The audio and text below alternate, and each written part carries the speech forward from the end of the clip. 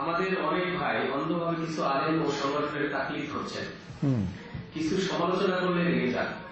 এরকম কোন দল বা আলেমকে অন্ধ সমর্থন করা যাবে কিনা? এই কথাটা আমরা আগে বলে দিয়েছি যে কাউকে অন্ধভাবে মানা যাবে না।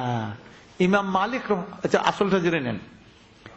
ইমাম মালিক রহমতুল্লাহ আলাইহি, ইমাম মালিকের কথা পড়ে আনি, নবী সাল্লাল্লাহু আলাইহি ওয়াসাল্লাম বলেন কুল্লুকুম খাত্তা, কুল্লুকুম খাত্তা ও খায়রু খাত্তাইনা তাওয়াবুন, তোমাদের প্রত্যেকেই ভুল করো।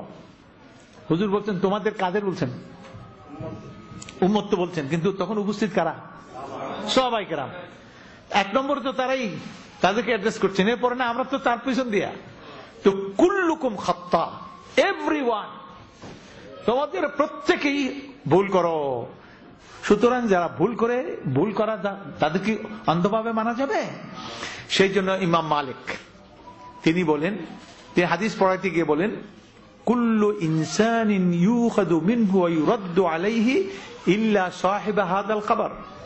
আমাদের মধ্যে প্রত্যেকটা মানুষ এমন যে তারটা নেওয়া যাবে, গ্রহণ করা যাবে, বর্জনও প্রত্যাখ্যানও করা যাবে। মানে গ্রহণ করা হবে দলিলের ভিত্তিতে, প্রত্যাখ্যান করা হবে দলিলের ভিত্তিতে। ইল্লা সাহিবা হাদাল কবর, একজনই আছেন এর আওতার বাইরে, তিনি হলেন এই কবরওয়ালা। তিনি হাদিস পড়াইতেন কোন জায়গায়? মসজিদে নববীতে।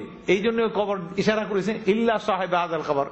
যখন কোন কথা প্রমাণিত হবে এই কবরওয়ালা কইছে, তখন আর কোন দলিল দলিল কিছু নেই, এটাই দলিল, আর কিছু চাওয়া যাবে না। এই জন্য হযরতে ইবনে আব্বাসকে একজন একটা মাসলা জিজ্ঞেস করছে।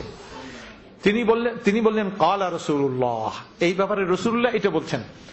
ওই লোক কয় ক্বালা তাকুলু ক্বালা রাসূলুল্লাহ ওয়া ক্বালা আবু বকর ওমর কাযা ওয়া কাযা।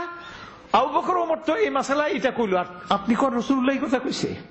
এই কথা বলার পরে ইবনে আব্বাস বললেন আমি দেখতে পাচ্ছি আসমান থেকে পাথর তোমার মাথায় কেবল পড়লো, এই খালি তোমার মাথায় বুঝি পড়তেছে পাথর, কারণ আমি কইতেছি রাসূলুল্লাহ কইছে। এরপরে কোন সাহসে তুমি আবার সামনে দিয়ে কথা কইতে পারলা আবু বকর ওমর কইছে? রাসূলুল্লাহর কথার মোকাবেলায় আবু বকর কে, ওমর কে? কথা বুঝতে পারছেন? অর্থাৎ আবু বকর ওমর বলেছিলেন, তার কাছে ইলমটা ছিল না, রাসূলুল্লাহর ফায়সালা তাদের কাছে ছিল না বলে তারা নিজেরা ইজতিহাদ করে কইছেন। কিন্তু যখন কথাটা প্রমাণিত হয়ে গেল রাসূল বলেছেন, তখন আবু বকরের কথাও শোনা যাবে না, ওমরের কথাও শোনা যাবে না। কথা পরিষ্কার হয়েছে?